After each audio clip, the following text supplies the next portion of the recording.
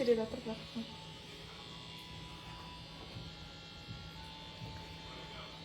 Саламатсыздарбы? Бүгүн биз Саламатсыздарбы? Бүгүн биз осындай бокал жасап үйрөнөтүн болобуз. Эң биринчи мында бизге бокалга сурет жиберип тур. Сактап алабыз. Рабочий стол, бокал деп папка аша салайын. Табылмай калып жүрөбүз. Ой, агыс жазып коюптум. Сосын 2 бокал, 2 сурет. Енді қазір мен фотошоптан дизайн жасайтын боламын. Бізде режим работа, календар. Ең бірінші фотошопқа кіріп, А4 размер создать етеміз. Международный формат бумага. Ширина 290, высота А4 210 да 290. Разрешение 300 болады.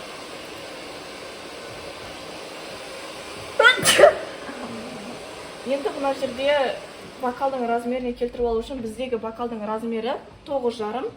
Сол үшін бірінші просмотр, содан кейін новое направление кіріп, горизонтальный 9,5 сантиметр дейміз.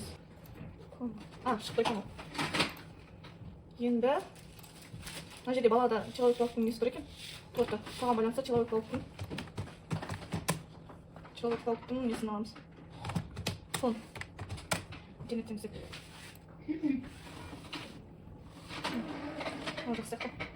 Бокалдың размеріне келеді еще кішкене.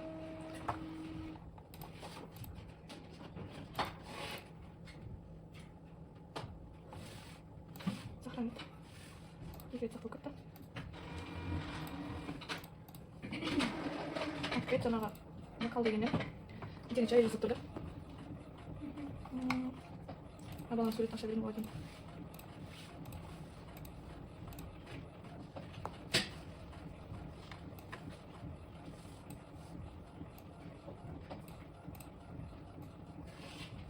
Мына жерге қойып, сурет алып келгеннен кейін изображениеге кіріп, коррекцияға кіріп, суреттің качествосын жақсартуға болады бізге. Яркий способ, четкий способ. Енді мына жасап қоймай тұрмын. Еңбек кітапшасы ғой. Мына осы жерде фонға жаңа сақтап алған суретімізді аламыз да. Открыть басып аламыз. То, который страница заполнена, до нее, да, ксерокопия? Мына жерде фото Там написано енді мына жерде алтты басып. ксерокопиялау книжки дейді. Енді қараңыз так. Кішіге қоямыз. Оны кішіге екеміз.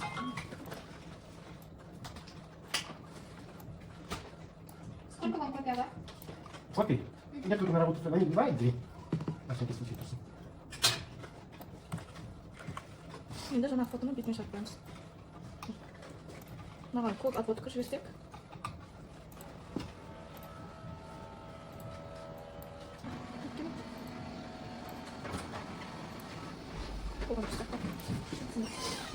Осылай алтты басып, экранды өтпетіп табылсаңыздар, өте күшті болады.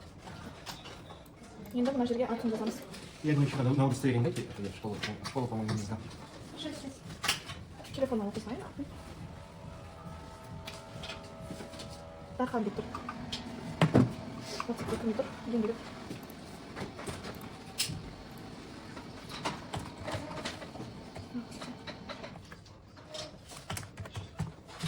Дархан. Ой.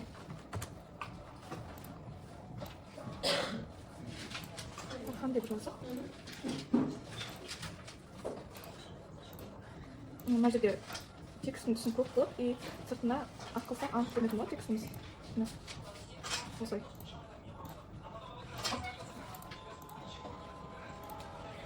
Өзгертеміз.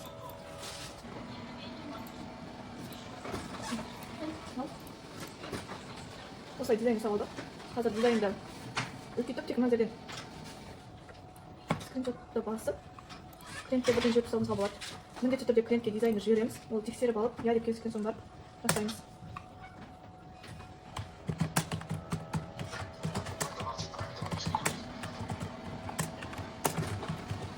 Осы дизайнмен шығара бергенде сізге деп жазып жібердім. И екіншісі кішкентай бала сияқты. Кішкентай балаға может тастелдің ба несін қоюға болады. Ол үшін интернеттен біз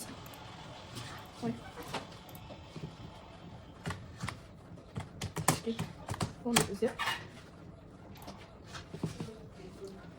Удостоверение подпись сколько штук? Одну. Мақсатна, мен жаңа районға барып едім ғой.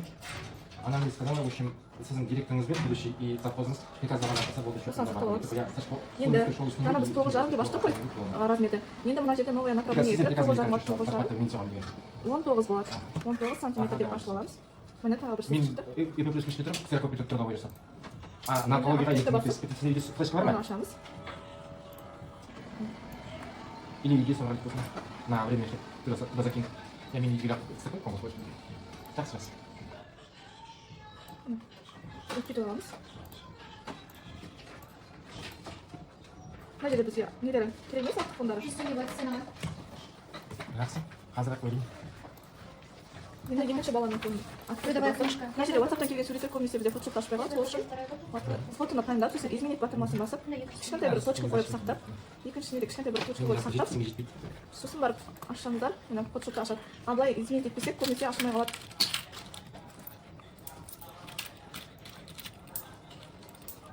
Мына жерде бір алайық. Мына жерде бір Сначала. алайық. Саламыз.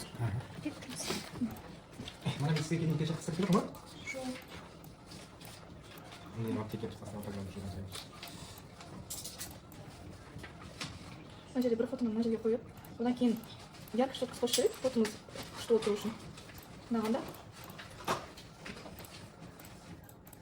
Айырмашылық. Осы параметр ретінде шығара алмайсың, осыны керек шығару.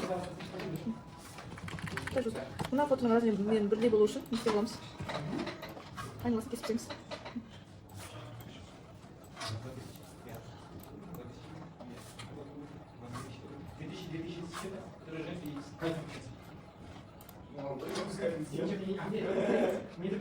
Енді бізде мына жерде кол отводка қоятын болсақ, мына кісіде мына баланың суретінде тұр ғой, сондағы SX дейтін эффект дейтін мағына береді, сонда мынаған лақтыруға болатыны. Тек лақта берсек, дәл осы жердегі сурет шығады. Мына жерге екінші баланың атын жазсақ,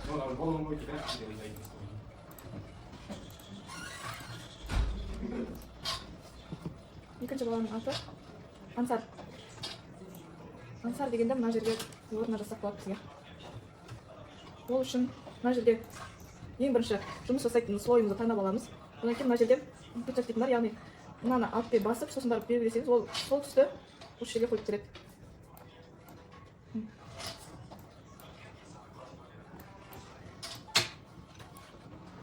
Дәл осы узорды сізге тауып береді, яғни.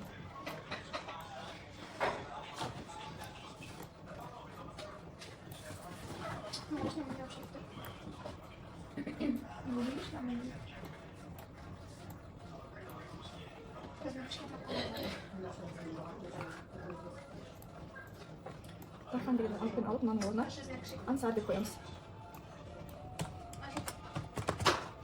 Мен қазір сіздерге көрсетіп жатыр бойыма қандай дизайн келіп жатыр, соны жасап жатырмын. Мына осындай екі баланың суреті. Скриншот батырмасын басамыз. Басып, енді клиентке жібереміз. Скриншотты батырғаннан кейін, басқаннан кейін, клиенттің несін таңдап, одан кейін контрол ұставить батырмасын бассаңыз, сізге бірден осылай қойып береді. Соны жіберіп тексертіп алуға болады. Бізде әлі оқымай жатыр, қазір сондаймыз. Егер я десе, қалай басу керек, қандай аппарат керек, бәрін түсіндіретін боламын.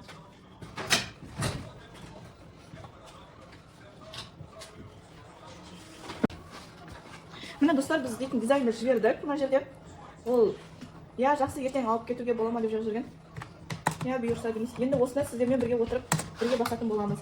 Ең бірінші фотошопта біз уже дизайнды жасағаннан кейін вокал басу үшін міндетті түрде біз горизонтальный түсіріп тұр екен видео. Горизонтальный ауыстыру керекпіз. Ол үшін мына жердегі барлық фотоны горизонтальный ауыстырып, яғни зеркальный қылып жасау керекпіз. Неге видеоға вокалға басқан кезде тез қарап қалмау керек әріптер. Ол үшін біз өзіміз алдын ала барлық слойды таңдадық. Таңдағаннан кейін файлдан кейін неге кіреміз. Сосын трансформаторға кіріп, горизонтальный дейтін батырманы басамыз. Ансар дейтін жазу уже тез қарап қалды, көрдіңіздер ғой да.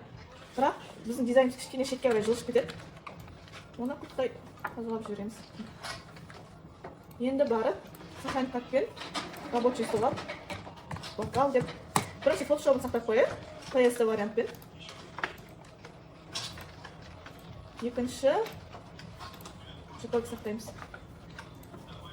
Кетті. Енді мына жерге бізде бір холодильниктер шыққан. Мына шап болды ма? Шілдехана деген? Салтанат? Шілдехана шап болды ма? Удалить ете берем. Да. Шілдехана шыққан. Рабочий столға мен уже удалить еттім. Рабочий столға кіріп, жаңа бокал деген шығар. Мына түрде бокал. Соны таңдаймыз. Одан кейін мына біреулігін таңдаймыз. Сосын барып мына жерде бізде Epson 800 деп тұр. Epson 800 емес, бізге бокал басу үшін бөлек принтер керек. Қазір мен принтерді көрсетемін. Бокал басу үшін бөлек принтер керек. Өйткені бөлек принтерға біз бөлек сублимационный краска құямыз. Ал бізде жаңағы бомбоньерка шығарып жүрген краскаларымыз ол бокал басуға келмейді. Бокалдың сыртына ол түспейді даже. Сол үшін мен қазір басқа принтермен шығаратын болғандықтан менде бокалдың принтері Epson L132 деген принтер. Соны бассам, стандарт емес, высокийға қоямыз. Бокалдың несін басу үшін жақсы шығарған дұрыс, сол үшін высокийға қоямыз. Размещениені 98-ге қояйық. И коррекцияға яркость жеткізіп қоссақ, вообще күшті болып шығады. Көрдіңіздер ме, айырмашылықты күшті болып жанып кетті. Енді осыны шығаратын боламыз. Қазір мен көрсетемін, қандай не керек.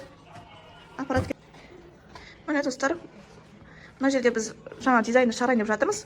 Мына жерде Epson 805 бар, бұл бомбоньерка шығаруға.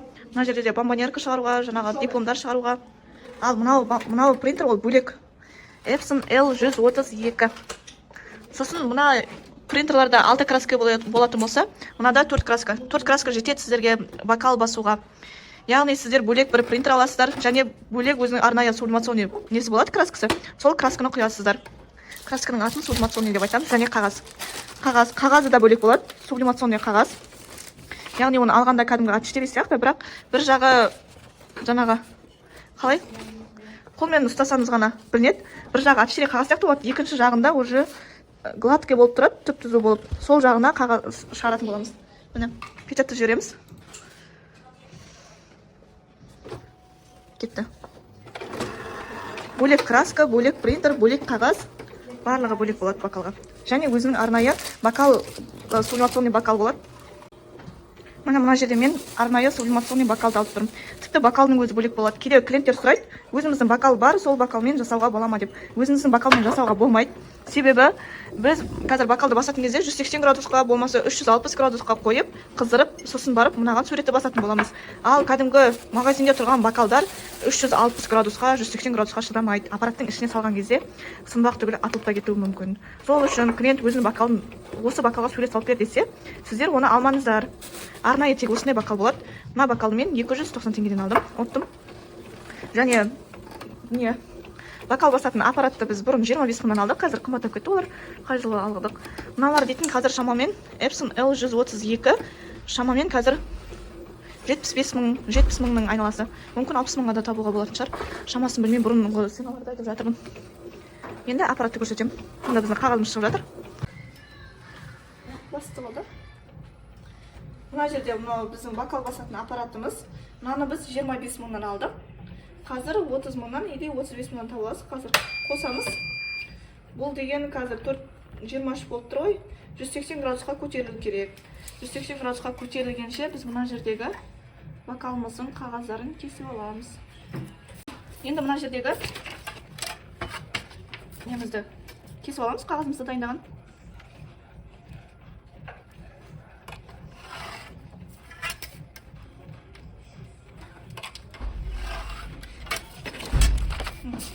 Бізде қағаздарымыз шықты. Одан кейін бокалды да оң қаратып, суретті де оң қаратып, осылай айналдырамыз. Және қағазды тайып кетпеу үшін, мұнда сырып кетпеу үшін сенекпен жабыстырамыз. Көбісі осыған арнайы термо скотч дейтін алып жатады. Заказ беріп, ол өзі қымбат тұрады. Ол скотчты алмай. Осылай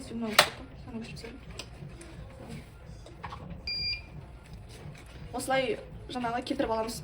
Мына жағын көрген кезде екі жағы бірдей не қалу керек, араға шықтық. Осылай қоямыз. Енді екіншісі. Мына 180 болды. Қазір кішкенеден кейін таңылдайды. Енді оны баспайда.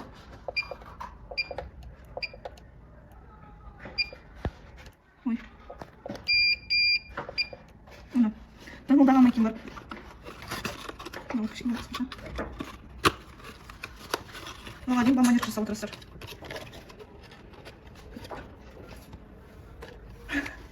Қазір міне 18 секунд, 17, 16, содан кейін барып тағы не істейді.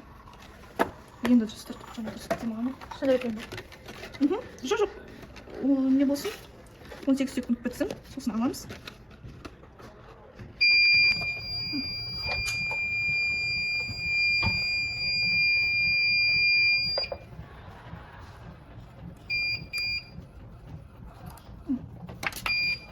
Осылай дайын болды бокалымыз. Қазір екінші нені салып жібереміз бокалды. Ашып.